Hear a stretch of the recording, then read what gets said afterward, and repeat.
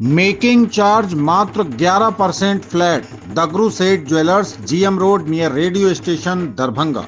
कम खर्च में बेहतर इलाज अब दरभंगा में मल्टी सुपर स्पेशलिटी हॉस्पिटल, 24 घंटे emergency service. SN Sarraf hospital, नाका नंबर 6, डीएमसीएच रोड, लहेरियासराय। निसंतानता का सफल इलाज, आयुष्मान कार्ड एवं सभी हेल्थ इंश्योरेंस से मुफ्त इलाज। रोटी शोटी, one step ahead, a multi cushion family restaurant, Rajkumarganj, Darbhanga. अब रूफ टॉप लाउंज भी खास आपके लिए। 13 वर्षों का आपका साथ बनाता है हमारे रिश्तों को खास। Vicky TVS, Bhatiyari Sarai, Darbhanga. Technology from TVS, eco thrust FI यानी ईटीएफआई, जो दे 15% ज्यादा mileage. Avail the best dental digital diagnosis first time in Bihar. KIMS CBCT Center, KIMS Dental Spa in front of Mithila Minority Dental College and Hospital, Ekmi घाट, लहेरियासराय, दरभंगा।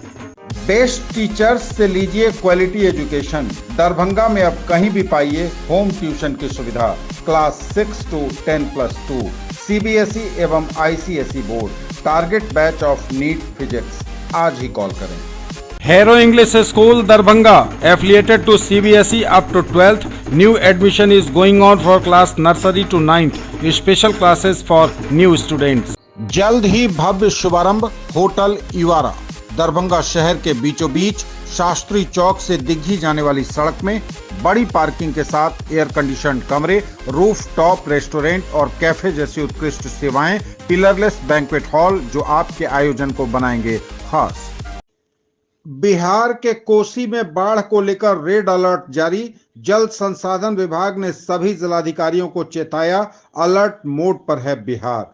बिहार में लगातार हो रही बारिश के बीच मौसम विभाग ने 12 जिलों में भारी बारिश का अलर्ट जारी किया है। पश्चिम चंपारण, पूर्वी चंपारण, अररिया, किशनगंज, गोपालगंज में एक्सट्रीमली हैवी रेन को लेकर रेड अलर्ट और शिवहर, सीतामढ़ी, सारण, सीवान, मधेपुरा, मुजफ्फरपुर और पूर्णिया में भारी बारिश को लेकर येलो अलर्ट जारी किया है। यही नहीं, इसी बीच जल संसाधन विभाग ने कोसी प्रक्षेत्र, दरभंगा सहित कई जिलों को बाढ़ की आकस्मिक स्थिति से निपटने के लिए तमाम जिलों को अलर्ट मोड पर रहने को कहा है। सभी जिलों के डीएम और संबंधित अधिकारियों को इसकी सूचना एवं निपटने के लिए एहतियात के तौर पर कदम उठाने के निर्देश दे दिए गए हैं। सहरसा सहित सभी संबंधित जिलों के अधिकारियों ने बाढ़ को लेकर रेड अलर्ट जारी कर दिया है। सहरसा जिला पदाधिकारी वैभव चौधरी ने कहा है कि लगातार हो रही अत्यधिक वर्षा के फलस्वरूप कोसी नदी के जलस्तर में निरंतर बढ़ोतरी की संभावना को देखते हुए सामान्यतः बाढ़ से प्रभावित होने वाले क्षेत्रों में लगातार लोगों को सूचना प्रसारित की जा रही है और उन्हें सतर्क और सजग रहने को कहा जा रहा है। इसके अलावा पटना, वैशाली, जहानाबाद, मधुबनी, भोजपुर, सीवान, सारण, गोपालगंज, मुजफ्फरपुर, सीतामढ़ी, शिवहर, पूर्वी और पश्चिम चंपारण में फ्लैश फ्लड की पुरजोर संभावना बताई जा रही है। आपदा प्रबंधन विभाग ने प्रशासनिक तैयारी की चेतावनी भी दे दी है। नेपाल प्रभाग में निरंतर अत्यधिक एवं अप्रत्याशित वर्षा हो रही है, जिसके फलस्वरूप नेपाल प्रभाग से उद्मित होने वाली गंडक, कोसी, महानंदा आदि नदियों में अप्रत्याशित जल प्रवाह प्रवाहित होने की आशंका लगातार जताई जा रही है और भारी बारिश की वजह से कोसी समेत कई नदियां उफान पर हैं। गंडक और कोसी बराज के 56 फाटक खोल दिए गए हैं। नेपाल की बारिश से बिहार में बाढ़ का संकट गहरा गया है। नेपाल के तराई क्षेत्रों में हो रही लगातार बारिश से बिहार में बाढ़ का संकट और अधिक गहरा गया है। उत्तर बिहार में बाढ़ का खतरा बढ़ गया है। कोसी, सीमांचल और भागलपुर समेत कई जिलों को अलर्ट किया गया है। 56 साल के बाद पहली बार कोसी बराज से रिकॉर्ड मात्रा में पानी छोड़े जाने के आसार जताए जाने के बाद तटबंधों की निगरानी तेज कर दी गई है। वाल्मीकि नगर स्थित गंडक बराज से भी भारी मात्रा में पानी छोड़ा जा रहा है। कोसी और गंडक बराज के सभी फाटक शनिवार को खोल दिए गए। तटबंध के अंदर बसे लोगों को सुरक्षित जगहों पर जाने की उनसे अपील की जा रही है। और फिलहाल कोसी बराज पर आवाजाही बंद कर दी है नेपाल सरकार ने। नेपाल सरकार ने बड़ा आदेश जारी करते हुए कोसी बराज पर आवाजाही बंद कर दी है। बाढ़ को लेकर हाई अलर्ट पर बिहार भी है। कोसी क्षेत्र में रेड अलर्ट की घोषणा कर दी गई है। कोसी नदी के जलस्तर में लगातार बढ़ोतरी हो रही है। पानी के बहाव को लेकर बैराज के सभी 56 फाटक खोल दिए गए हैं। बावजूद इसके पानी बराज पर चढ़ गया है। हालांकि जिलाधिकारी कौशल कुमार कहते हैं कि बराज पर पानी नदी की धारा में उछाल की वजह से आ रहा है। स्थिति अभी अंडर कंट्रोल है, यह कहना जिलाधिकारी का है। वहां के कोसी बराज पर हालांकि पानी चढ़ गया है। बराज की सुरक्षा को लेकर डीएम कौशल कुमार के अनुरोध पर नेपाल सरकार ने अगले 3 दिनों तक कोसी बराज पर यातायात व्यवस्था को बाधित रखने का फैसला किया है। बराज पर सभी प्रकार के वाहनों के परिचालन पर रोक लगा दी है। इसके लिए नेपाल सरकार ने आदेश भी निर्गत किया है। वहीं कोसी बराज के दोनों ओर अवरोधक लगा दिया गया है, जहां नेपाल पुलिस की तैनाती कर दी गई है।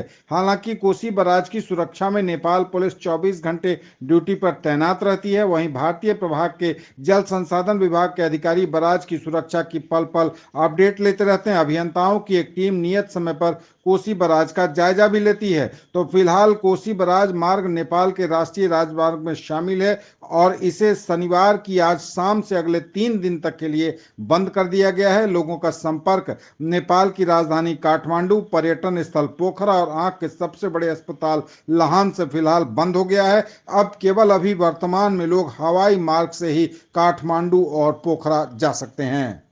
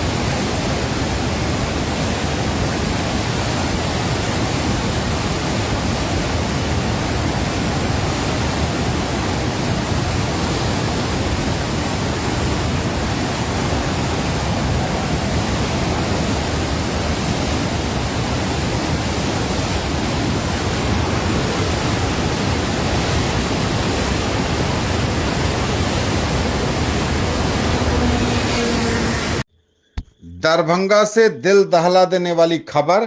नवनिर्मित बाईपास रेलवे स्टेशन के समीप ट्रेन की चपेट में आने से एक ही परिवार के 3 महिलाओं की कटकर हुई मौत। यह दुखद खबर दरभंगा से है। दरभंगा में शुक्रवार की देर रात एक ही परिवार की 3 महिला ट्रेन की चपेट में आने से दुखद मौत का शिकार हो गईं। तीनों महिलाएं गोपालपुर गांव के पास इंजन की चपेट में आ गईं। तीनों की मौके पर ही मौत हो गई। घटना के संदर्भ में बताया जा रहा है कि शाम में तीनों महिलाएं शौच के लिए रेलवे लाइन के पास गई थीं। उसी क्रम में रेल की चपेट में वो आ गईं। घटना की सूचना मिलते ही जीआरपी और आरपीएफ सहित कई थानों की पुलिस मौके पर पहुंचकर कार्रवाई में जुट गई। घटना के बाद परिजनों का रो रो कर बुरा हाल है। घटना के संबंध में बताया जा रहा है कि नवनिर्मित दरभंगा बाईपास स्टेशन पर देर रात ट्रेन के इंजन से स्पीड ट्रायल किया जा रहा था। गोपालपुर गांव की तीनों महिला रेल पटरी के पास शौच कर रही थी। इसी क्रम में स्पीड ट्रायल कर वापस लौटने के दौरान तीनों महिलाएं इंजन की चपेट में आ गईं और कटकर उनकी दुखद मौत हो गई।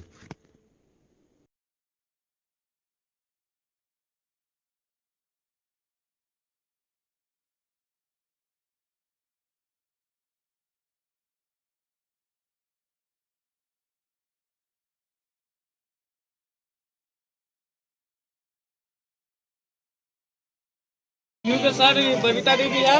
हाँ। पति के नाम है राम बाबू पासवान। हाँ दूसरी वाली को हुआ है हाँ। ममता देवी। हाँ पति का नाम हुआ है श्याम पासवान। और तीसरा का हुआ है नाम सर देवकी देवी। हाँ उसका पति के नाम हुआ है राम लगन पासवान। और तीनों कैसे क्या हुआ? सर कैसे क्या हुआ हम बोलो। हमारा मुखिया बाथरूम नहीं बनाया था। अरे भाई कैसे हुआ? रेल हादसा हुआ है? हाँ सर रेल हादसा हुआ है। जो मुखिया है, हाँ मैं तो उनका नाम नहीं जानता हूँ, हाँ ठीक है। वो जो बोला कि मैं सबको बाथरूम के लिए बोला हूँ, हाँ। एक बात मुझे बताइए, बोलने से होता है या करने से होता है? जब तुमको वोट लेना रहता है तो तुम आके घर में पैर हाथ पकड़ते हो ना। आज जो 3 लेडीज की बॉडी गई है, उसका जिम्मेवार कौन होगा, ये बताइए आप। ये हादसा कैसे हुआ? इसका हादसा कैसे हुआ? उसके घर में बाथरूम नहीं था, ठीक है। बाथरूम करने आई पटरी पे, ट्रेन आया, रेलवे ड्राइवर फोन पे बिजी था, तीनों को उड़ा के निकल गए। दरभंगा के पंचोब में शैल विमल स्वास्थ्य एवं समाज सेवा संस्थान ने मुफ्त जांच शिविर लगाया। सैकड़ों मरीजों ने पाए मुफ्त इलाज और दवा। हर साल की तरह इस साल भी बाढ़ बरसात के महीने में शैल विमल स्वास्थ्य एवं समाज सेवा संस्थान के द्वारा निःशुल्क स्वास्थ्य शिविर एवं दवा वितरण का आयोजन ग्राम पंचायत पंचोब में मुखिया राजीव कुमार चौधरी के दरवाजे पर किया गया। इस स्वास्थ्य शिविर का उद्घाटन जिला पंचायत राज पदाधिकारी प्रशांत कुमार, प्रधान वैज्ञानिक कृषि अनुसंधान परिषद भारत सरकार डॉक्टर संजीव कुमार झा एवं डॉक्टर संजीव कुमार चौधरी एमडी के द्वारा संयुक्त रूप से फीता काटकर किया गया। स्वास्थ्य शिविर मधुमेह, दमा, हृदय रोग, मस्तिष्क रोग, वर्षा जनित एवं अन्य सामयिक रोगों के चिकित्सीय परामर्श एवं आवश्यक जांच के साथ साथ 3 महीने की दवा दी गई। इस स्वास्थ्य शिविर में सिंहवाड़ा, बहादुरपुर एवं हनुमान नगर के दर्जनों पंचायत के अलावा अन्य जगहों के लगभग 2000 से अधिक रोगी अपना स्वास्थ्य जांच, चिकित्सीय परामर्श एवं संबंधित रोगों की दवा लेकर काफी संतुष्ट नजर आए। स्वास्थ्य शिविर संस्थान के अध्यक्ष डॉक्टर संजीव कुमार चौधरी के नेतृत्व में डॉक्टर रिंकू सिंह, डॉक्टर नूरुल हुदा, डॉक्टर अमित, डॉक्टर कुमार गौरव, रंजीत कुमार, राहुल रंजन, कुमार संजीव, फूदन ठाकुर, महेश कुमार, कन्हाई कुमार, देवराज चौधरी, पंकज छोटू, चंदन प्रसाद, सरोज एवं कुमारी आकांक्षा के साथ 50 पैरामेडिकल कर्मी लोगों के चिकित्सीय जांच एवं दवा वितरण में कार्यरत थे। शैल विमल संस्थान द्वारा पिछले 35 वर्षों से जाड़े के समय में कंबल वितरण एवं बरसात के समय में मेडिकल कैंप का आयोजन किया जाता है। स्वास्थ्य शिविर में सीओ प्रणव प्रभाकर, संस्था के सचिव सह मुखिया राजीव चौधरी, प्रखंड प्रमुख संतोष यादव, समिति प्रतिनिधि रोहित चौधरी, पैक्स अध्यक्ष पंकज चौधरी, वार्ड सदस्य गौतम चौधरी, बंसीलाल, सरोज मिश्र, डॉक्टर प्रोफेसर उषा चौधरी, सरोजा मिश्रा आदि उपस्थित थे।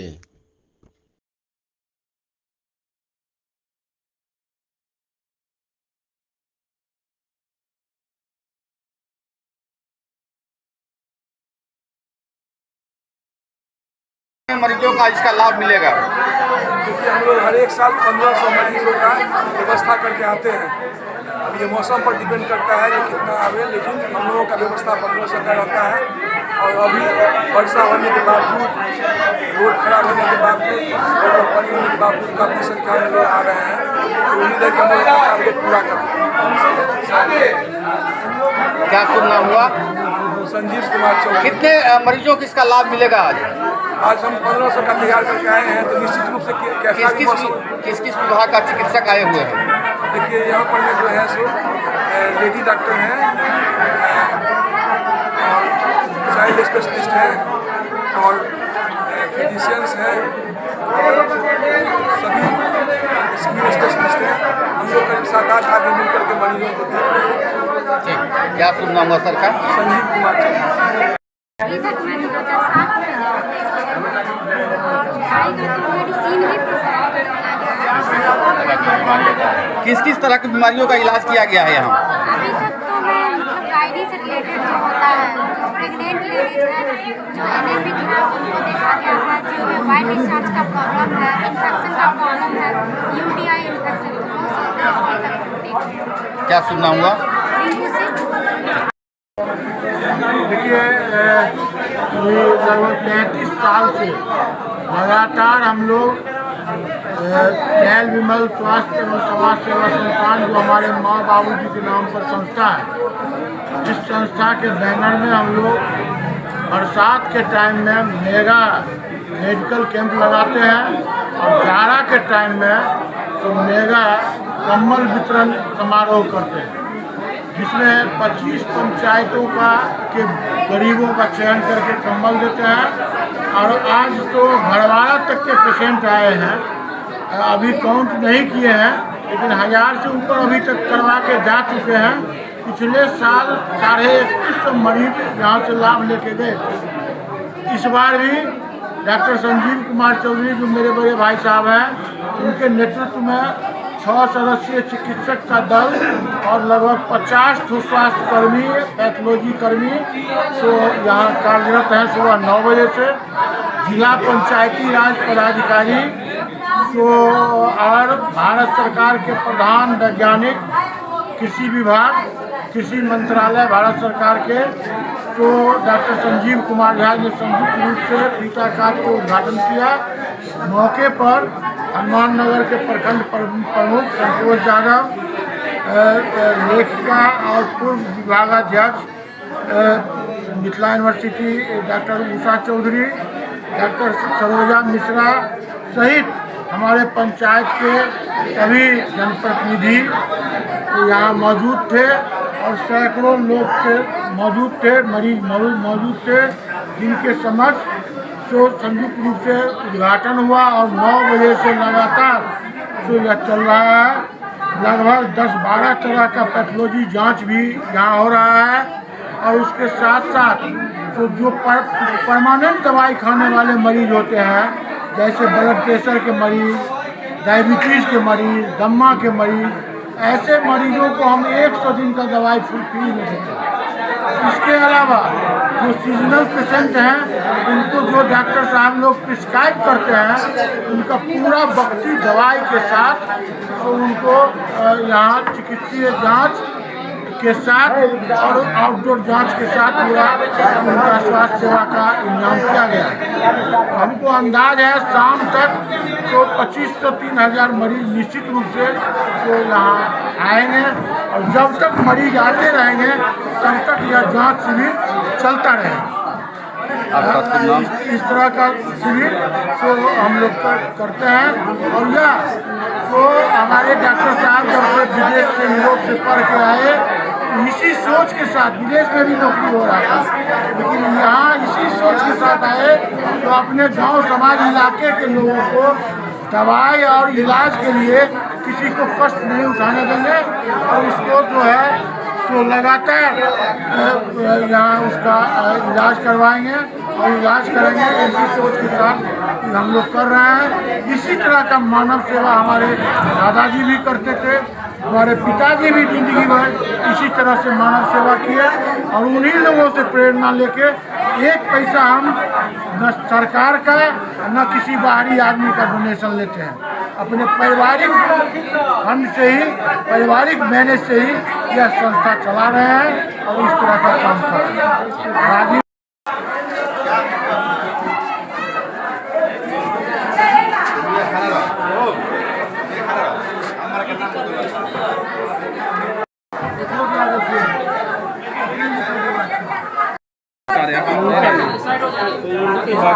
बात कर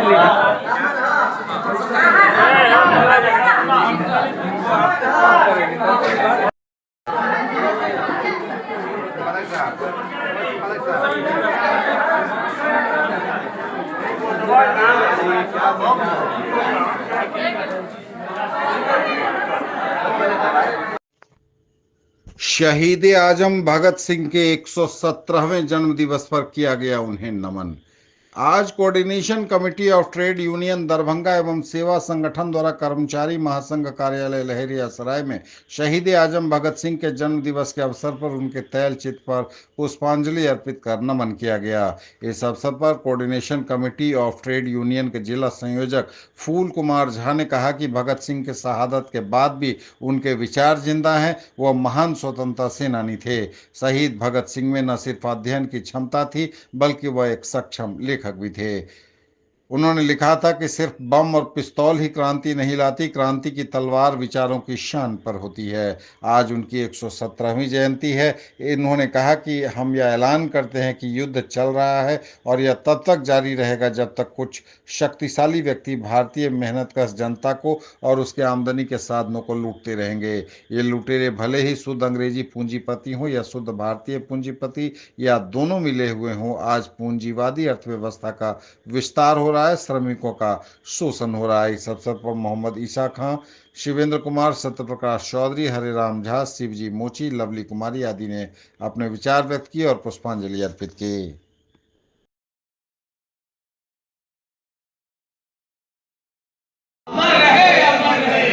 भगत सिंह अमर रहे, शहीद आजम भगत सिंह को लाल सलाम, भगत सिंह को लाल सलाम, भगत सिंह अमर रहे, भगत सिंह अमर रहे, शहीदों तेरे अरमानों को मंजिल तक पहुंचाएंगे, शहीदों तेरे अरमानों को मंजिल तक पहुंचाएंगे, शहीदों तेरे अरमानों को मंजिल तक पहुंचाएंगे, शहीद भगत सिंह को लाल सलाम। है कि शहीद आजम भगत सिंह जिन्होंने देश के आज़ादी में अपने जीवन को कुर्बानी दिया, 23 वर्ष की अवस्था में उन्हें अंग्रेज़ों ने फांसी के सूली पर चढ़ा दिया।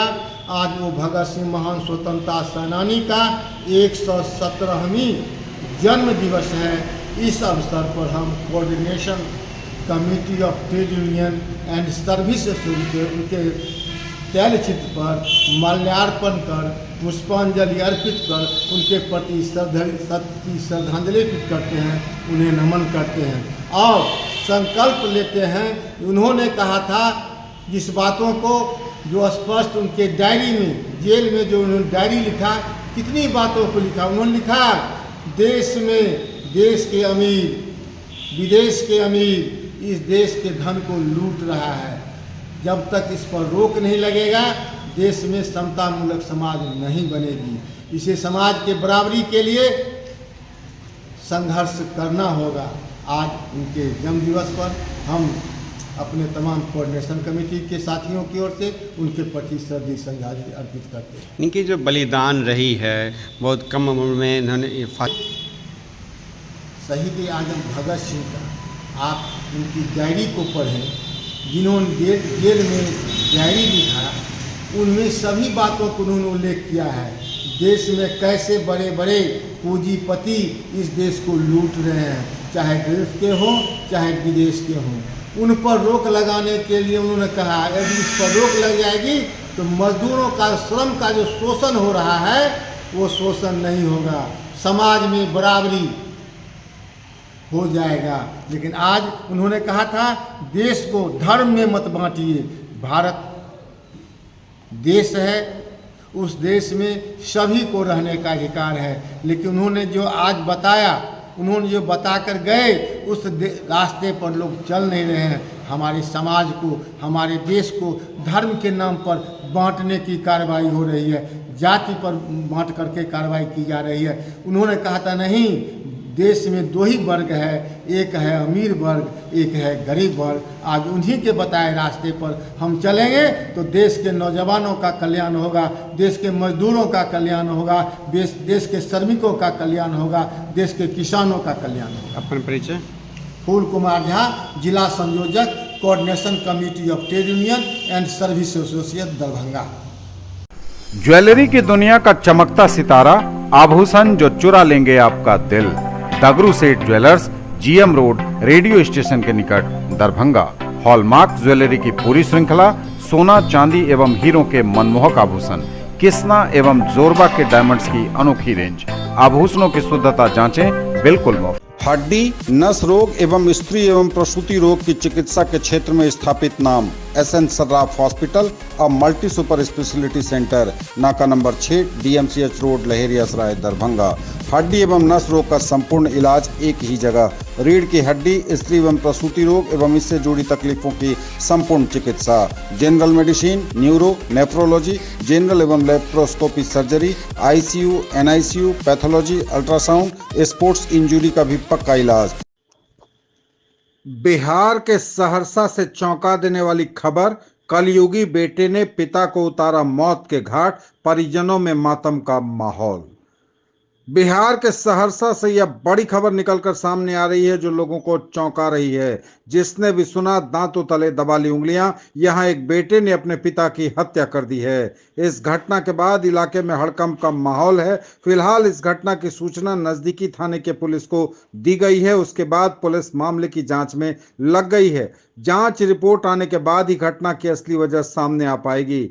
जो जानकारी मिली है उसके अनुसार सहरसा में एक कलयुगी बेटे ने अपने ही पिता की हत्या कर दी। यहां बेहरा थाना क्षेत्र के खोनहा गांव में कलयुगी पुत्र ने चाकू से गोद कर बाप की जान ले ली। घटना के बाद से पुत्र फरार चल रहा है। शनिवार को सुबह दरवाजे पर घटना को अंजाम दिया गया।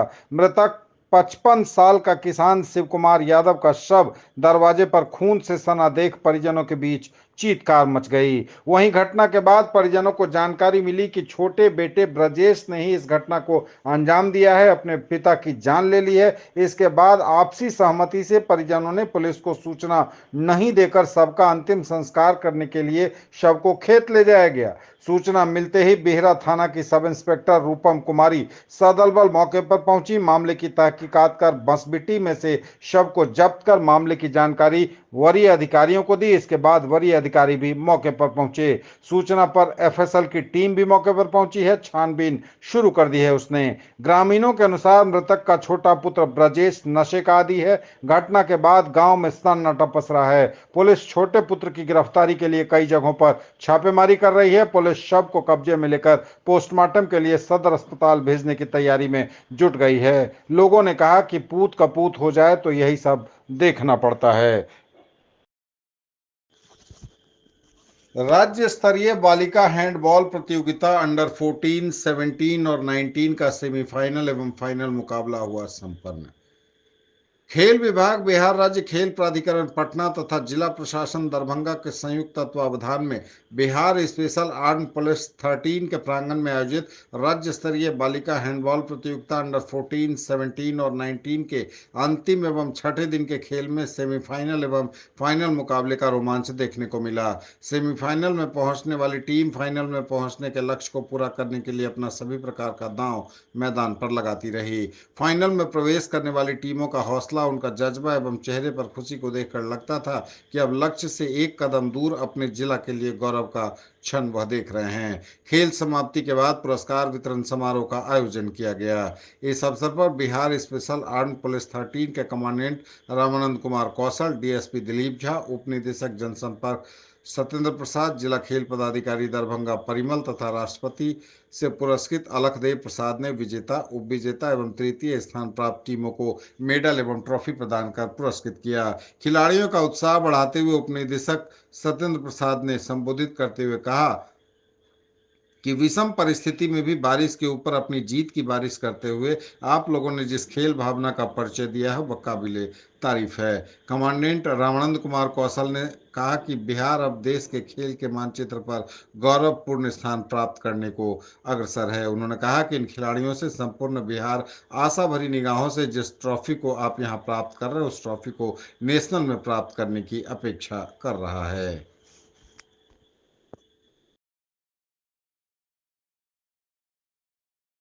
39 years of service. Build your child's future here. Don Bosco School, BB Pakar, Darbhanga, affiliated to CBSE New Delhi up to 10+2 level. Dedicated team of highly experienced teachers for all-round development of your children. Secured and disciplined environment. Transport facilities available. Hurry up. Admission open and admissions are free. जिले के विद्यालयों में गठित विधिक साक्षरता club के छात्र छात्राओं के बीच हिंदी भाषा के महत्व विषय पर लेखन प्रतियोगिता का किया गया आयोजन। जिला एवं सत्र न्यायाधीश अध्यक्ष जिला विधिक सेवा प्राधिकार विनोद कुमार तिवारी के निर्देशानुसार एवं जिला विधिक सेवा प्राधिकार के सचिव रंजन देव के मार्गदर्शन में जिले के विद्यालयों में गठित विधिक साक्षरता क्लब के छात्र छात्राओं के बीच हिंदी भाषा के महत्व विषय पर लेखन प्रतियोगिता का आयोजन किया गया। सचिव श्री देव ने जानकारी देते हुए कहा कि विद्यालयों में विधिक साक्षरता क्लब का गठन कर वर्ग 9वीं एवं 11वीं के छात्र छात्राओं को इसका सदस्य बनाया गया है। इनके बीच बीच बिहार राज्य विधिक सेवा प्राधिकार द्वारा उपलब्ध कराए गए विषयों पर विभिन्न तरह की प्रतियोगिताएं समय समय पर कराई जाती हैं। इसी क्रम में आज ब्रजकिशोर धरनीधर राजकीय बालक उच्च विद्यालय में पैनल अधिवक्ता संजीव कुमार, रामनंदन मिश्र, राजकीय बालिका उच्च विद्यालय में राधा कुमारी एवं परियोजना बालिका उच्च विद्यालय बेनीपुर में विनोद कुमार मिश्र ने प्रतियोगिता का आयोजन कराया। सहयोगी के रूप में PLV त्रिपुरारी झा, अंकित कुमार एवं रिंकी कुमारी मौजूद थे। जिला पदाधिकारी सह अध्यक्ष जिला गंगा समिति दरभंगा के निर्देशानुसार स्वच्छता ही सेवा अभियान अंतर्गत स्वच्छता हेतु श्रमदान का किया गया आयोजन। बागमती नदी के किनारे हजारीनाथ मंदिर घाट पर चलाया गया स्वच्छता अभियान नदी, तालाब एवं अन्य जल स्रोत की स्वच्छता, जलीय जीवों के संरक्षण हेतु लिया गया संकल्प। जिला पदाधिकारी सह अध्यक्ष जिला गंगा समिति दरभंगा के निर्देशानुसार स्वच्छता ही सेवा अभियान अंतर्गत जिला गंगा समिति दरभंगा द्वारा बागमती नदी के किनारे हजारीनाथ मंदिर घाट पर स्वच्छता हेतु श्रमदान किया गया एवं सभी लोगों ने संयुक्त रूप से स्वच्छता संकल्प लिया। गंगा समिति के जिला परियोजना अधिकारी फारूक इमाम के नेतृत्व में 8 बिहार बटालियन के NCC कैडेट्स एवं नगर निगम की स्वच्छता टीम के साथ बागमती नदी के किनारे हजारीनाथ मंदिर घाट पर स्वच्छता हेतु श्रमदान करते हुए कूड़ा, कचरा, प्लास्टिक बोतल इत्यादि को घाट एवं नदी किनारे से हटाकर स्वच्छ किया गया।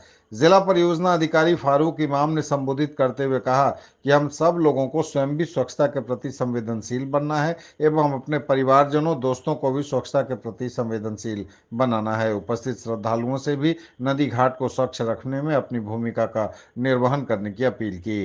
गंगा एवं उसकी सहायक नदियों, तालाबों एवं अन्य जल स्रोतों के तट को साफ सुथरा रखने, स्वच्छ रखने, कूड़ा कचरा एवं पॉलीथीन प्रवाहित नहीं करने, जलीय जीवों एवं वृक्षों का संरक्षण करने, घाट पर नियमित योग करने का संकल्प उपस्थित श्रद्धालु सहित सभी लोगों ने लिया।